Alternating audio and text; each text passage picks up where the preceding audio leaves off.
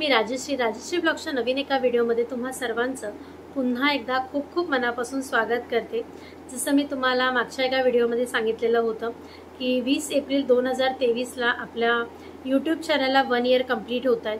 So त्या दिवशी मी तुमच्याशी नक्की शेअर करेन की मी यूट्यूब चॅनल का चालू केला, मला कोणी मोटिवेट केलं, माझ्याबरोबर त्यावेळेला मला कोणी सपोर्ट केला आणि त्याच्यानंतर हे यूट्यूब चॅनल चालू केल्यानंतर जसं लोकांना वाटतं की अरे चला हे व्हिडिओ हिने बनवलेला आहे, तो आता तिने अपलोड केलेला आहे आणि आम्ही छान व्हिडिओ बघतोय, पण तसं नसतं। त्या व्हिडिओ बनवण्याच्या मध्ये बऱ्याच साऱ्या गोष्टी या घडत असतात। म्हणजे तुमचे व्हिडिओ अपलोड करणं, त्याच्या अगोदर जे एडिटिंग आहे ज्याला बराच वेळ लागतो। तर आज त्याच सर्व गोष्टी मी तुमच्याबरोबर शेअर करणार आहे। माझा अनुभव जो आहे तो तुमच्याशी मी शेअर करणार आहे। तर किंवा जर तुम्ही मला असं जरी म्हणालात तरी हरकत नाही की माझ्या ज्या चुका आहेत त्या मी आज तुमच्याबरोबर शेअर करणार आहे। कारण प्रत्येक यूट्यूबर ज्यावेळेला एखाद्या गोष्टीची सुरुवात करतो, नवीन व्हिडिओ बनवायला घेतो, तेव्हा त्याच्यातून चुका होतातच। एडिटिंगला चूक होते किंवा व्हिडिओ बनवताना चूक होते, अपलोडिंगला चूक होते, ह्या वेगवेगळ्या चुका होत असतात। तर मी आज ते तुमच्यावर शेअर करते। यूट्यूब चालू करायचं वगैरे असं माझ्या ध्यानीमनी सुद्धा नव्हतं, परंतु 1 महिन्यापूर्वीच माझे वडील एक्सपायर झाले। म्हणजे मार्चमध्ये माझे वडील एक्सपायर झाले। तर ते नेहमी मला म्हणायचे की तू खूप छान कुक आहेस, तू व्हेज आणि नॉन व्हेज हे दोन्ही पदार्थ खूप छान बनवतेस, तर मग तू तुझा यूट्यूब चॅनल का नाही चालू करत। कारण त्यांच्या मित्राचा मुलगा हा वाईल्ड लाईफ फोटोग्राफर आणि यूट्यूबर आहे। तर तो वेगवेगळ्या ठिकाणी जाऊन त्याचे यूट्यूबचे शॉर्ट्स म्हणा किंवा बऱ्याच ठिकाणी म्हणजे ताडोबा किंवा पेंच किंवा बऱ्याच ठिकाणी म्हणजे हिमालयाच्या साईडला वगैरे जाऊन तो बरेच सारे शूट करत असतो।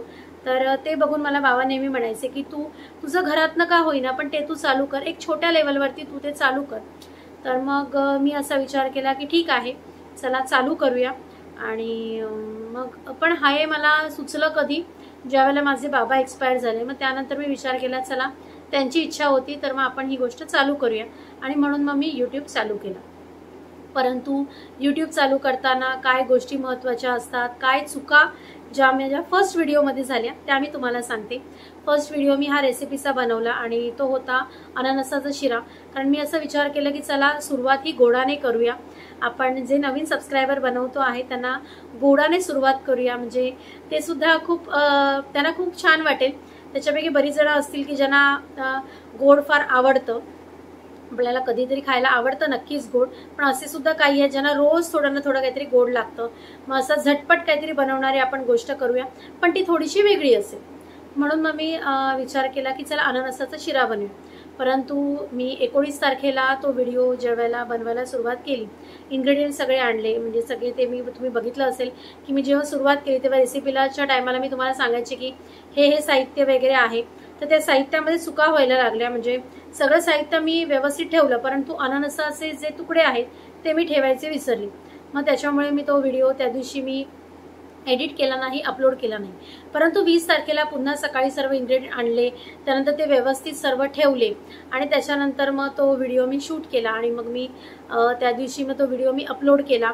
परंतु व्हिडिओ अपलोड करताना सुद्धा काही चुका आल्या, चुका माझ्याकडनं झाल्या की तो कसा व्यवस्थित अपलोड करायचा, थंबनेल काय प्रकार असतो हे सुद्धा मला माहिती नव्हतं।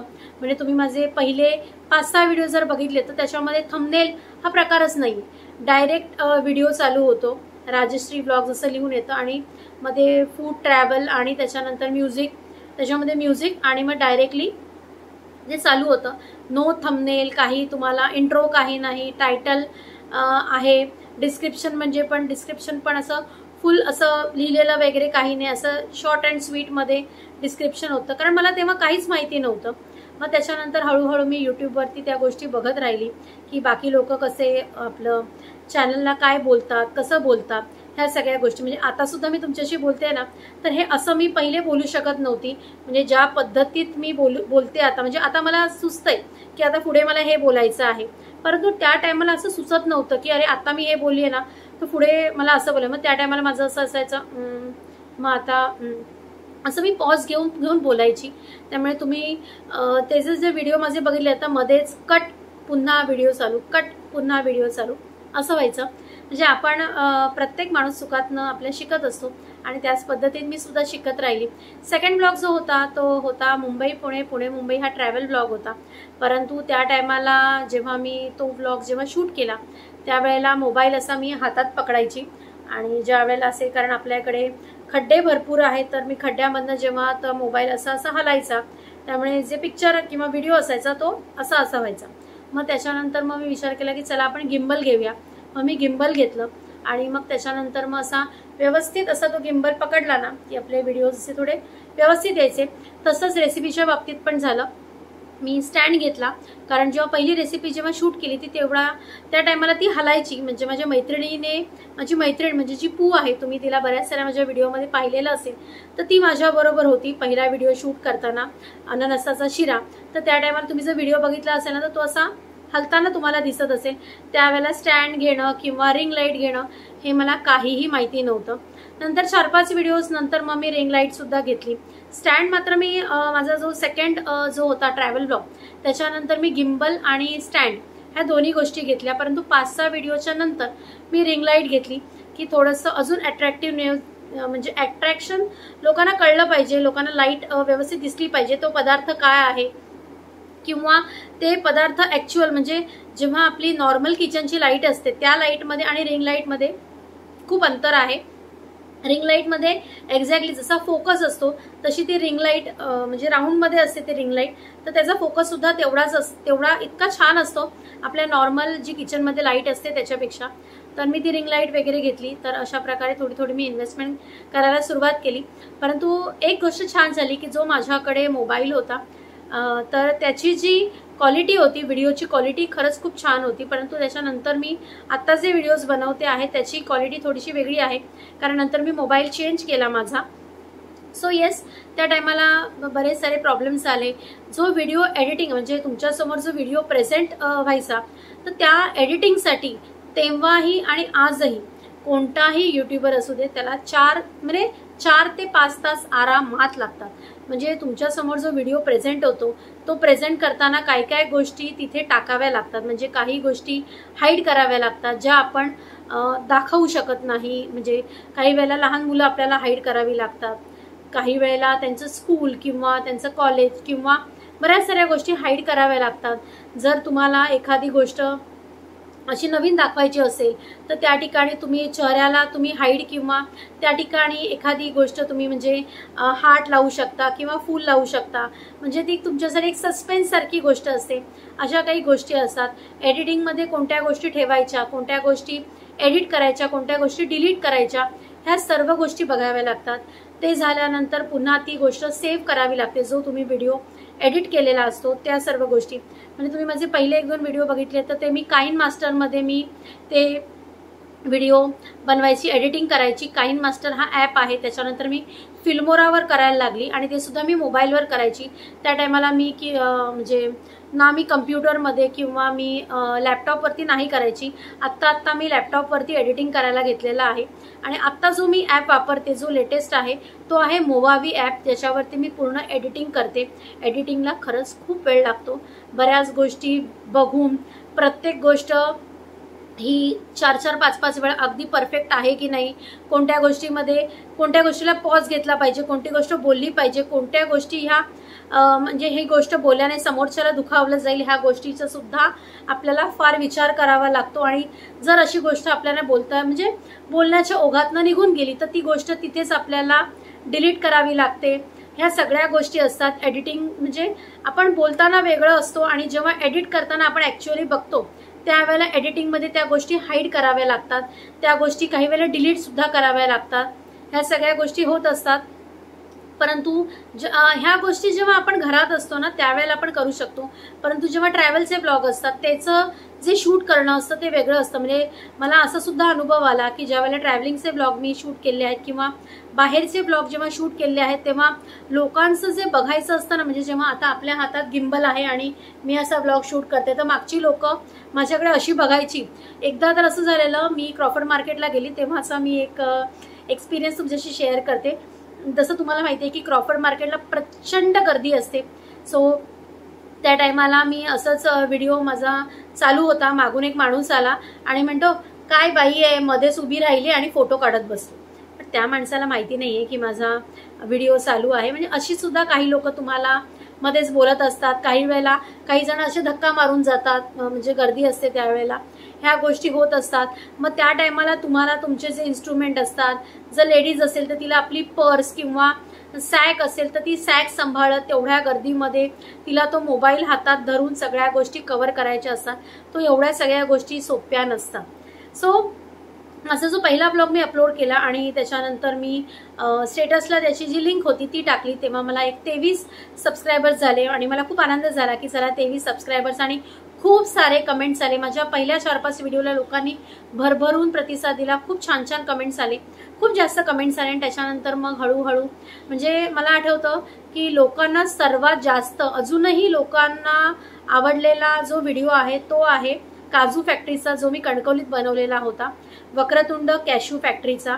तर आता सुद्धा मी जेव्हा कणकवलीत जाते तेव्हा सुद्धा ते काका मला म्हणतात की अगं तुझ्या त्या व्हिडिओमध्ये आम्हाला सुद्धा खूप हेल्प झाली. बरीच लोक आम्हाला फोन करून विचारतात की आम्हाला डायरेक्ट कॅशू मिळू शकतील का, म्हणजे त्यांच्याकडे जे वेगवेगळ्या प्रकारचे क्वालिटीचे जे काजू आहेत ते आम्हाला मिळू शकतात का, असं लोक डायरेक्ट फोनवरती विचारतात. काही लोक तर म्हणजे एक माणूस होते मला सांगत होते की तामिळनाडूवरनं आलेला शिकण्यासाठी की काजूचा जो उद्योग आहे तो कसा चालू केला जातो, त्याच्यानंतर त्याला काय काय मशिनरी लागते, ह्या सर्वांचं प्रशिक्षण एक तामिळनाडूमधला माणूस आमच्याकडे आला आणि तो येऊन गेला. त्यानंतर मला एक कमेंट सुद्धा होती त्याच व्हिडिओच्या खाली, एकाने कमेंट केली आत्ताच माझ्या मते 2-3 महिन्यापूर्वी एकाने कमेंट केली होती की मॅडम हमको हिंदी नहीं आता, तो आप मुझे बताएंगे क्या इसके बारे में. तो मी त्यांना म्हटलं की डिस्क्रिप्शन में उनका एड्रेस और वहाँ का फ़ोन नंबर दिया हुआ है, आप उनसे डायरेक्टली बात करो. आणि मी त्याला लिटरली सांगला की तो असं मला म्हणाला, म्हणजे त्याने कमेंट तुम्ही जर वाचली असेल तर त्या कमेंटमध्ये असं होतं की मॅडम हमको हिंदी नहीं आता. तर मी काय शेवटी मालवणी माणसाला कोणी बोललेलं मला खपत नाही. मी लगेच त्याला तिकडच्या तिकडे सांगितलं मालवणी माणूस को हिंदी आता है, वो हिंदी समझ सकता है और वो बोल भी सकता है. तो आप मालवणी जो बंदा है उसको हिंदी प्रॉपरली आता है, आप उनसे हिंदी में भी बात करेंगे फोन पे तो वो आपको सब जानकारी दे पाएंगे. सो मला ह्या बाबतीबद्दल खूप प्राऊड आहे की मी मालवणी आहे ह्या बाबतीत. सो येस, तर त्याच्यानंतर मी बरेच सारे नॉनव्हेजचे व्हिडिओ पण अपलोड केले. माझ्या बहिणीने बिर्याणी बनवलेली ती, आईने फणसाची भाजी बनवलेली ती, गावाला आमची जी मजा चालू असते हर्षित, करण आणि जय हे एकत्र मिळाल्यानंतरची मजा, त्याच्यानंतर माझ्या गावाला जे मी तुळशी विवाह केला तर ती मजा, ह्या सगळ्या गोष्टींचे व्हिडिओ अपलोड केलेले आहेत. आणि त्याच्यानंतर आता आपला जो टप्पा आहे तो 1.7K सबस्क्रायबर्स पर्यंत झालेला आहे. तर खूप आनंद होतो या सगळ्या गोष्टी, म्हणजे जेव्हा तुमच्याकडनं एवढं सारं प्रेम मिळतं तेव्हा. परंतु काही वेळेला असं होतं की व्हिडिओ दिवसभराचा शूट केल्यानंतर रात्री पुन्हा 2-2 वाजेपर्यंत एडिटिंग करावं लागतं. म्हणजे मला हर्षितचं आवरून मिस्टरांचं जेवण देऊन त्याच्यानंतर मग मी एडिटिंगला बसते. म्हणजे मी एडिटिंगला समजा 10-11 वाजता बसली तर बरोबर 2 वाजेपर्यंत ते एडिटिंग करायचं, कारण सकाळी पुन्हा हर्षितची शाळा, त्याच्यासाठी मला उठावं लागायचं. मग टिफिन, ह्या सगळ्या गोष्टी सकाळी पॉसिबल नव्हत्या. म्हणजे 10 वाजेपर्यंत माझे व्हिडिओ यायचे आणि त्याच्यामुळे मग ते व्हिडिओ येण्यासाठी तेवढं एडिटिंग रात्री करून ठेवून तो व्हिडिओ तेवढ्या शेड्यूलला लावणं, ह्या सर्व गोष्टी मी करते. आणि आता सुद्धा मध्ये काही वेळेला व्हिडिओज येत नाही, म्हणजे बराच सारा खंड पडतो. म्हणजे आता जर तुम्ही बघितलं की 7 दिवसाचा गॅप पडल्यानंतर आज माझा व्हिडिओ येतोय, कारण फॅमिलीमध्ये सुद्धा खूप सारे प्रॉब्लेम्स असतात, ते सांभाळत ह्या सगळ्या गोष्टी करायच्या असतात. जर तुम्हाला यूट्यूबर बनायचं असेल तर तुमचं गुगल अकाउंट असणं गरजेचं आहे. त्याच्यानंतर एक छान असा तुमचा फोटो तुम्ही तिथे लावला पाहिजेत. त्याच्यानंतर ब्लॉगचं नाव तुम्हाला काय द्यायचं आहे ते तुम्ही ठरवलं पाहिजे. कंटेंट म्हणजे काय असतं ते तुम्हाला मी सांगते. कंटेंट म्हणजे तुम्हाला कोणत्या गोष्टीवरती फोकस करायचं आहे, तुम्हाला कोणती गोष्ट लोकांपर्यंत पोचवायची आहे, कशामध्ये तुम्ही परफेक्ट आहात. म्हणजे कोणताही माणूस हा ऑलराऊंडर नसतो, प्रत्येक माणूस शिकत चुका करतच पुढे जात असतो. तर त्याच्यामुळे तुम्हाला कोणती गोष्ट समोरच्याला दाखवायची आहे, कोणत्या गोष्टीचं कंटेंट, कोणती गोष्ट फोकस करायची आहे. कारण काही लोक असं करतात ना की थंबनेल आहे तो वेगळाच असतो आणि आतमधला जो कंटेंट असतो तो वेगळा असतो, असं सुद्धा लोक करतात. म्हणजे मी असं बऱ्याचशांच्या बाबतीत बघितलेलं आहे. जर तुम्ही बघितलं म्हणजे तुम्हीही कदाचित ही गोष्ट बघितली असेल की जेव्हा जो थंबनेल असतो तो खूप छान, खूप अट्रॅक्टिव्ह असतो, परंतु जेव्हा आतमध्ये आपण मग तो व्हिडिओ ऑन करतो व्हिडिओ बघायला सुरुवात करतो तर पूर्ण व्हिडिओ संपल्यानंतर सुद्धा आपल्याला लक्षात येतं की अरे ह्याने मी ज्या कारणासाठी याचा व्हिडिओ पाहतोय त्याचं थंबनेल मध्ये काही वेगळंच आहे. येस, ते कारण असतं ते व्ह्यूज साठी असतं. कारण कसं असतं तुम्हाला 4000 तुम्हाला हा वॉच टाइम तुमचा कंप्लीट करावा लागतो. म्हणजे तुम्ही 1000 सबस्क्रायबर्स आणि 4000चा वॉच टाइम हा जेव्हा तुम्ही कंप्लीट करता सो त्या टायमाला तुम्ही प्रॉपर 1000 सबस्क्रायबर्स आणि जो 4000चा टप्पा म्हटलं तो तुम्ही कंप्लीट केल्यानंतर तुम्ही मॉनिटायझेशनच्या दिशेने जाता. म्हणजे बऱ्याच लोकांना असं वाटतं की अरे हे जे छान छान चॅनल्स आता म्हणजे हिने छान छान व्हिडिओज बनवायला सुरुवात केलेली आहे आणि हिला कमेंट्स खूप छान येत आहेत आणि त्याच्यानंतर बरीच लोक हिला लाईक करतायत, सबस्क्रायबर्स वाढतायत तर हिला आता हिचं अर्निंग चालू झालं. तर असं नसतं. तुमचे 1000 सबस्क्रायबर्स आणि त्याच्यानंतर 4000चा वॉच टाइम हा यूट्यूबचा क्रायटेरिया आहे. तो तुम्ही क्रायटेरिया कंप्लीट केलात की तुम्ही मॉनिटायझेशनच्या दिशेने जाता. मग त्याच्यामध्ये सुद्धा बऱ्याच साऱ्या प्रोसेस नंतर असतात त्या तुम्हाला कंप्लीट कराव्या लागतात आणि त्याच्यानंतर तुमचं अर्निंग चालू होतं आणि त्याचे सुद्धा तुमचे व्ह्यूज किती आहेत त्याच्यावरती तुमचं अर्निंग असतं. काही वेळेला व्ह्यूज तुमच्या एखाद्या व्हिडिओला खूप जास्त असतात, काही वेळेला ते खूप कमी असतात. काही वेळेला तुम्हाला असं वाटतं की अरे आज जो मी व्हिडिओ अपलोड केला आहे त्याच्यात मला खूप छान व्ह्यूज येणार आहेत आणि मला खूप माझं अर्निंग होणार आहे, परंतु त्यावेळेला ते गोष्ट होत नाही. काही जणांचा यूट्यूब चॅनल हा एक 4-5 महिन्यामध्येच ग्रो होतो, काहींना 2-2 वर्ष जातात. काही वेळेला असं सुद्धा होतं की तुमचे जे सबस्क्रायबर्स आहेत ते तेवढेच जरी असले म्हणजे तुमचे 1000 सबस्क्रायबर जरी तुम्ही कंप्लीट केले परंतु 4000चा टप्पा जरी तुम्ही कंप्लीट नाही केला तर तुमचं चॅनल हे मॉनिटायझेशनच्या दिशेने नाही जात. माझं असं झालेलं की 5 महिन्यामध्ये मी माझं मॉनिटायझेशन म्हणजे 4000चा जो टप्पा आहे वॉच टाइमचा तो माझा कंप्लीट झालेला होता.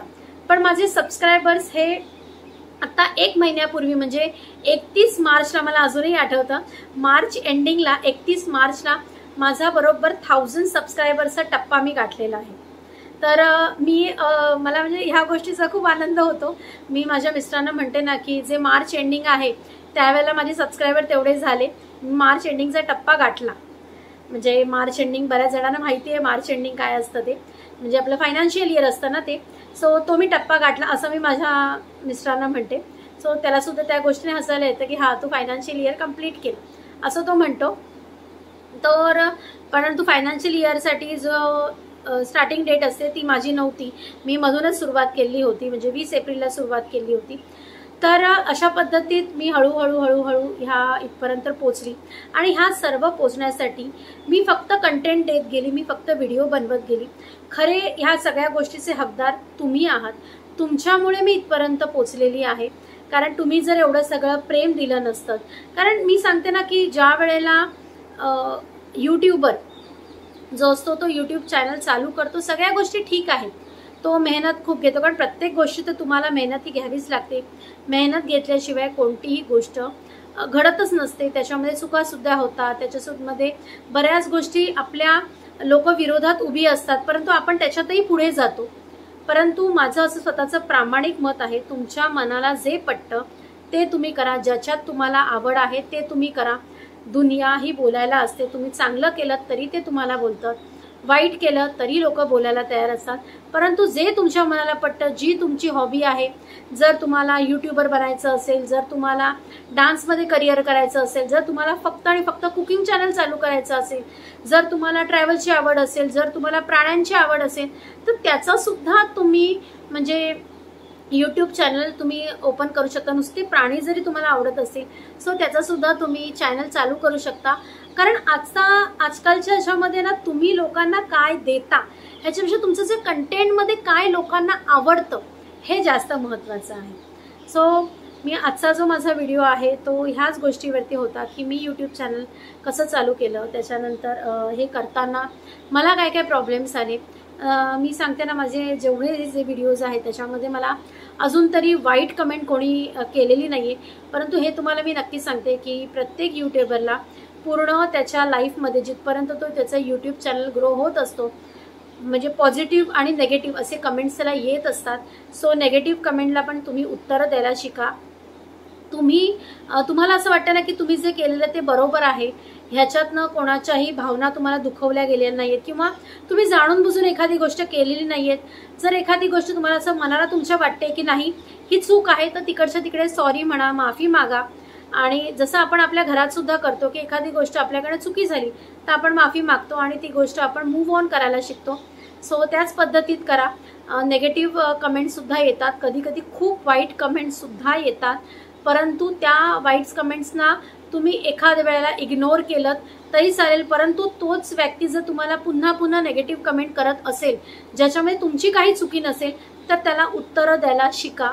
कारण ह्या दुनियेमध्ये जिथपर्यंत तुम्ही स्वतःला प्रूव्ह करत नाही तुम्ही काय आहात, तुम्ही बरोबर आहात की नाही, आणि जर तुम्हाला एकदा तुम्ही त्या ट्रॅप झालात, एकदा समोरच्या माणसाने तुम्हाला ठरवलं की तुम्ही नेगेटिव्ह आहात, तर पूर्ण तुमची फॅमिली जी आहे, म्हणजे यूट्यूब फॅमिलीबद्दल मी सांगते, ती सुद्धा तुम्हाला नेगेटिव्हच ठरवणार. बल्कि तुम्हाला किती वाटू दे की नाही मी बरोबर केलेलं आहे, मी बरोबर गोष्टी सांगितल्या, मी काही हाईड केलेलं नाहीये. सो बोलायला शिका, तुम्हाला जे वाटतं ते तुम्ही करायला शिका. कारण मी स्वतः तशी व्यक्ती आहे की ज्या वेळेला मला एखादी गोष्ट चुकीची वाटते तर मी त्याला चुकीला चूकच म्हणते आणि ज्या गोष्टीला बरोबर आहे त्या गोष्टीला बरोबरच म्हणते आणि बरोबरच म्हणत राहणार. सो येस, अशा प्रकारे मी माझा यूट्यूब चॅनल चालू केलेला होता. त्यावेळेला जी चुका झाल्या त्याच्यानंतर सुद्धा बऱ्याच साऱ्या चुका, म्हणजे काही वेळेला असं व्हायचं ना की मी यूट्यूब चॅनल जेव्हा सुरुवात केला तर त्यावेळेला मला बऱ्याच जणांनी सांगितलं की हे तू काय करतेस, ह्याच्यातनं काय तुला मिळणार आहे, काय आहे. तर मी त्यांना तेव्हा सांगितलं की मी हे अर्निंगसाठी नाही चालू करत आहे, मी हे चालू करते कारण मला आवड आहे, मला बोलायला आवडतं, मी काय करते म्हणजे काय नवीन मला मी एक्सप्लोर केलेलं आहे किंवा मी काय जेवण बनवते त्या गोष्टी मला सगळ्यांसमोर प्रेझेंट करायला आवडतात. आणि तशीच माझ्या वडिलांची सुद्धा इच्छा होती की मी माझा कुकिंगचा चॅनल चालू करावा. पण नंतर मी विचार केला कुकिंग बरोबर मी ट्रॅव्हलिंग सुद्धा चालू करते, डेली व्लॉग सुद्धा चालू करते, त्याच्यानंतर मी बऱ्याच साऱ्या रेस्टॉरंटला सुद्धा व्हिजिट केलेलं, फूड टेस्टिंग चालू केलं, फूड ब्लॉगर सुद्धा बनली. सो ह्या सगळ्या गोष्टी मी करत आलेली आहे आत्तापर्यंत. सो तुम्ही सुद्धा तुम्हाला जे क्षेत्र आवडतं त्या क्षेत्रामध्ये पुढे जा. लोक पाय खेचायला असतात परंतु त्याचा विचार करू नका. तुमच्या जे मनाला पटतं ते तुम्ही नेहमी करा. सो मला असं वाटतं जे मला वाटत होतं ते मी केलं आणि पूर्ण आता 1 वर्ष कंप्लीट झालेलं आहे. तुमचं प्रेम हे असंच राहू देत आणि मला पूर्ण गॅरंटी आहे की ह्याच्या पुढे सुद्धा आपण पुढचा टप्पा नक्कीच लवकरच गाठू आणि तुम्ही त्याच्यासाठी मला नक्की मदत करा. चला तर मग आजचा हा व्हिडिओ खूप मोठा झालेला आहे. मला पुन्हा जर वाटलं तुमच्याशी गप्पा माराव्याशा, अजून काही गोष्टी शेअर कराव्याशा तर नक्की मी अजून एक व्हिडिओ नक्की बनवेन. आय होप तुम्हाला माझा आजचा हा व्हिडिओ नक्की आवडला असेल आणि तुम्हाला आजचा हा व्हिडिओ आवडला असेल तर आपल्या चॅनलला लाईक करा, शेअर करा आणि सबस्क्राईब करायला विसरू नका. चला तर आपण भेटूया नेक्स्ट व्हिडिओमध्ये. Till then bye, take care.